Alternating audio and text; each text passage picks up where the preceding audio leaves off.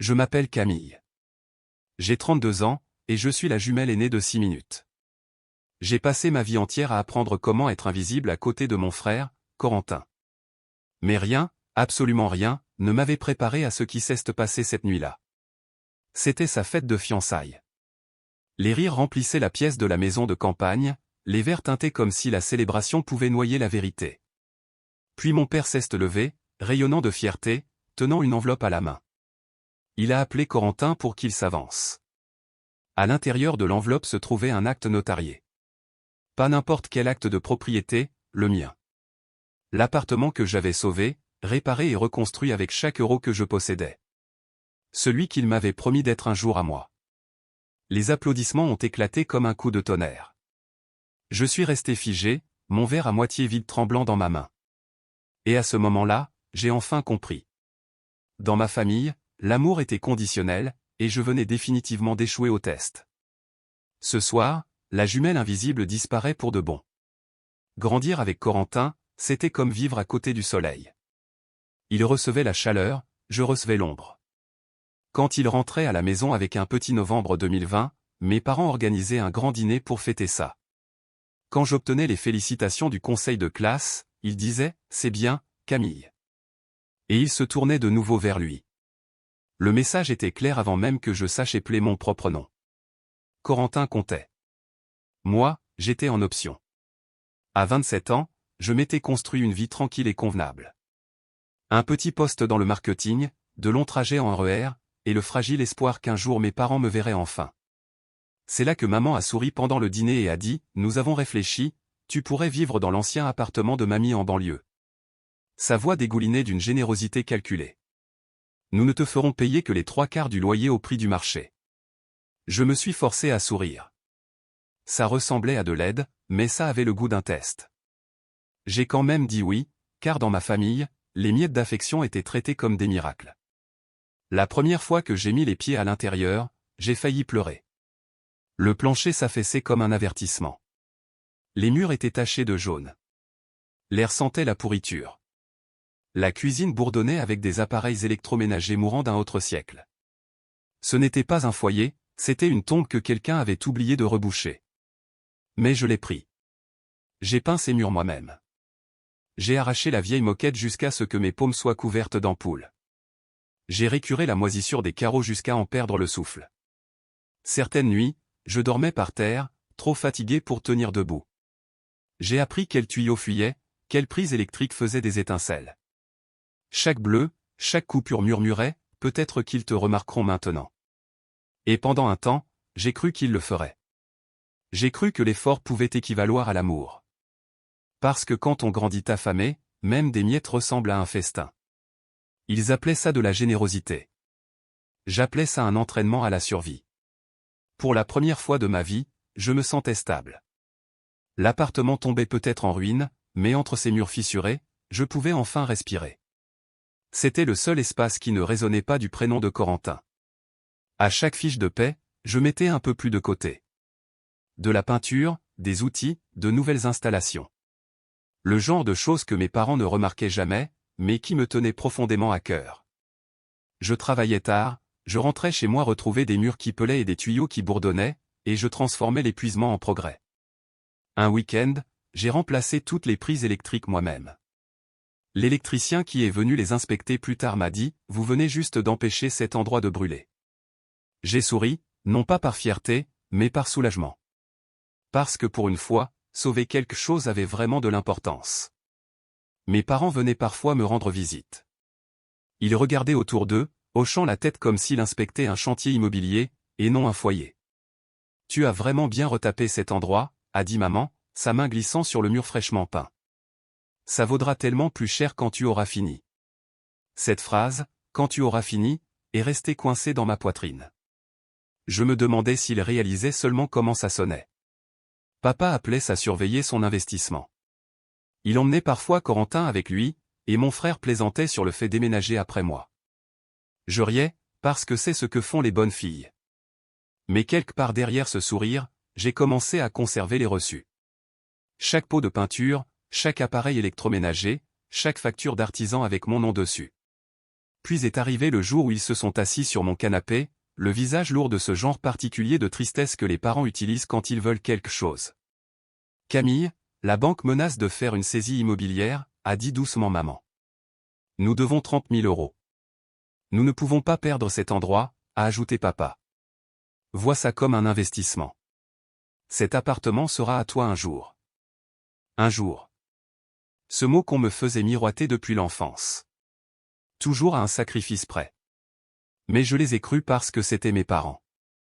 Parce que j'en avais envie. J'ai transféré l'argent la même semaine.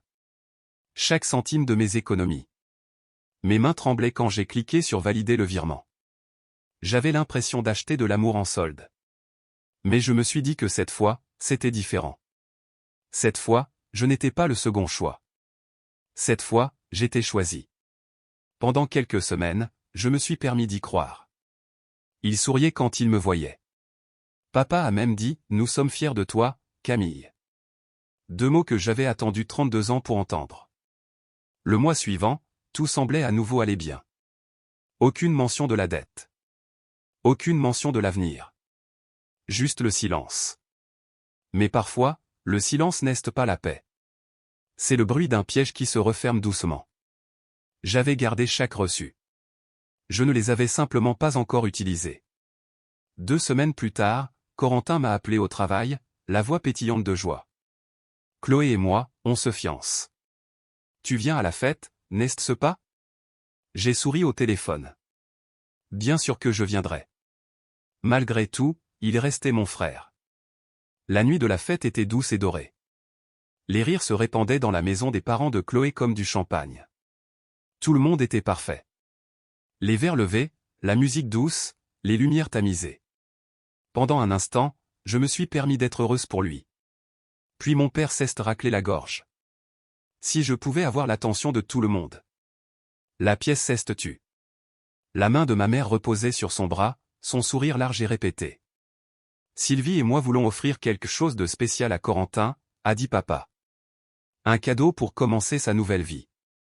Il a plongé la main dans la poche de sa veste et en a sorti une enveloppe. Le grand sourire de Corentin m'a fait comprendre qu'il savait déjà. J'ai senti mon estomac se tordre avant même de comprendre pourquoi. Papa lui a tendu les papiers. Corentin les a dépliés, les yeux brillants.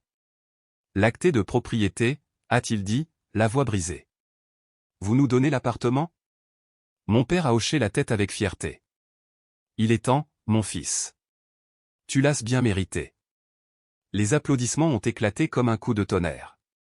Le bruit m'a frappé comme une vague.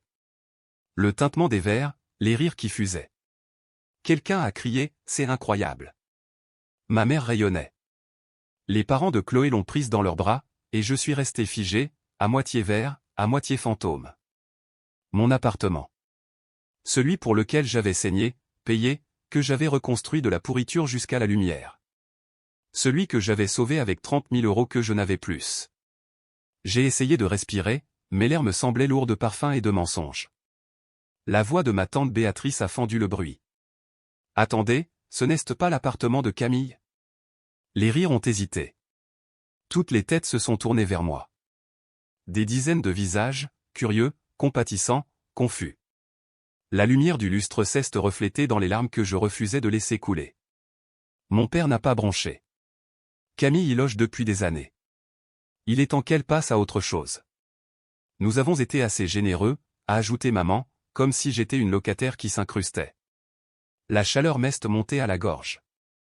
Je voulais hurler, leur dire que j'avais payé un loyer tous les mois, que j'avais reconstruit chaque centimètre de cet endroit, que je l'avais sauvé quand ils ne le pouvaient pas, mais ma voix ne voulait pas sortir. 30 années d'entraînement au silence la maintenaient clouée au sol. Corentin a serré papa dans ses bras en chuchotant « Merci ». Maman lui a embrassé la joue. La foule a de nouveau applaudi, plus fort cette fois, et je suis resté planté là, invisible au vu et au su de tous. Je suis parti avant le dessert. Pas d'au revoir. Pas d'explication. Juste les phares de ma voiture, des larmes, et la lente réalisation que la famille à laquelle je n'arrêtais pas d'essayer d'appartenir venait de m'expulser de ma propre vie. Ils lui ont donné ma maison. Je me suis donné la permission. Ils pensaient que le silence m'avait brisé. Il n'avait aucune idée de ce à quoi le silence m'avait préparé. Cette nuit-là, j'ai conduit jusqu'à chez moi en silence, et quelque part entre les applaudissements et les larmes, quelque chose a lâché en moi. Doucement.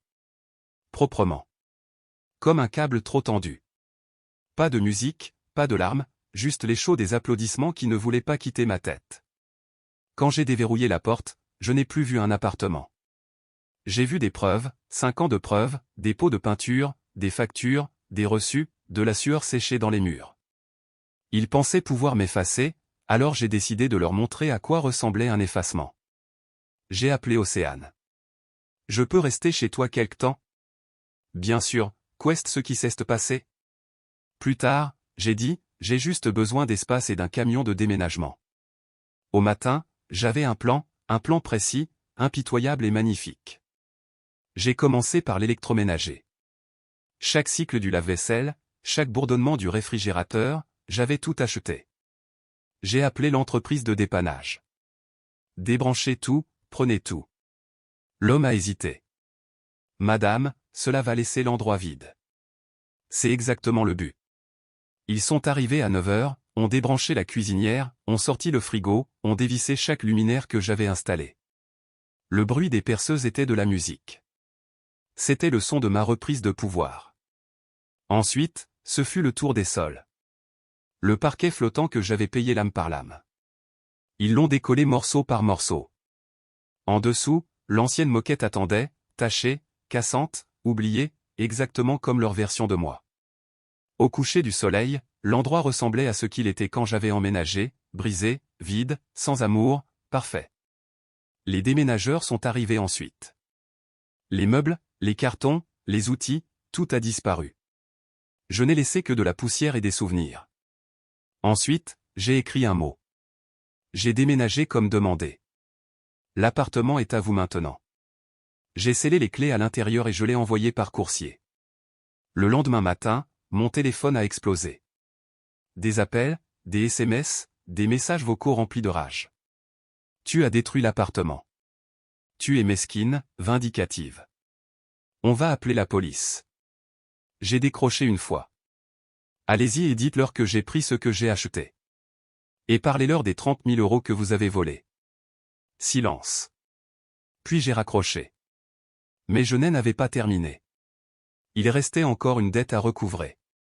Il y a 3 ans, je leur avais prêté ma Peugeot 208 bleue, toujours immatriculée à mon nom, toujours assurée par moi. J'ai appelé une société de dépannage. Récupérez-la à cette adresse, plaque immatriculée CM2 SENS-PR. 1 heure plus tard, le chauffeur m'envoyait une photo par SMS. La voiture était de nouveau à moi. Maman a appelé une dernière fois. Tu ne peux pas nous faire ça. C'est déjà fait. Ai-je répondu. C'est vous qui m'avez appris comment faire. Ce soir-là, j'ai vendu la voiture. 12 000 € sur mon compte. Pas une vengeance, juste un rééquilibrage. Et pour la première fois de ma vie, je ne me suis pas senti coupable de prendre ce qui m'appartenait. Ils m'ont volé ma maison, alors j'ai repris ma liberté. La vengeance n'a pas réparé le passé, mais elle a enfin fait de la place pour un avenir dans lequel je pouvais vivre. 3 semaines plus tard, mon téléphone a de nouveau sonné. Pas de la colère cette fois, juste le calme après la tempête. Mais cette fois, ce n'était pas ma famille. C'était Chloé. On peut se parler? A-t-elle demandé. Nous nous sommes retrouvés dans un petit café tranquille du centre-ville. Ses yeux étaient rouges, son sourire timide. Tes parents m'ont raconté ce qui s'est passé, a-t-elle dit. Ils ont dit que tu avais tout gâché. Je n'ai pas répondu. Elle a pris une grande inspiration. Ensuite, j'ai découvert la vérité. Elle savait pour l'argent, les rénovations, l'expulsion, tout. Je ne peux pas me marier dans cette famille, a-t-elle murmuré. Corentin a dit que tu étais jalouse, mais tout ce que je vois, c'est de la force. Je n'ai pas fanfaronné. J'ai juste hoché la tête. Pour la première fois, quelqu'un me voyait clairement. Pas la jumelle oubliée, pas la fille de secours, juste Camille. 1 mois plus tard, le mariage était annulé. Ma tante Béatrice a dit que mes parents étaient furieux, crachant mon nom comme si c'était une malédiction. J'ai souri. Laissez-les faire. À ce moment-là, je vivais dans la maison vide de Romain. Pas de loyer, pas de culpabilité, pas de fantôme. Je l'ai rempli avec ces mêmes mains qui avaient autrefois reconstruit un appartement brisé.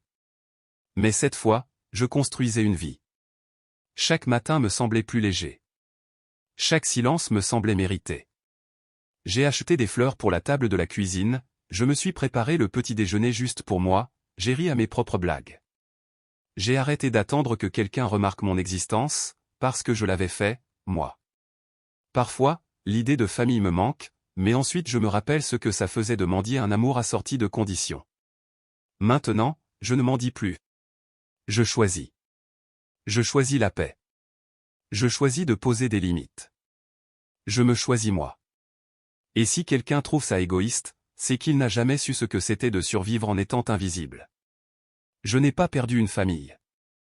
J'ai perdu mes geôliers. Et enfin, je suis libre.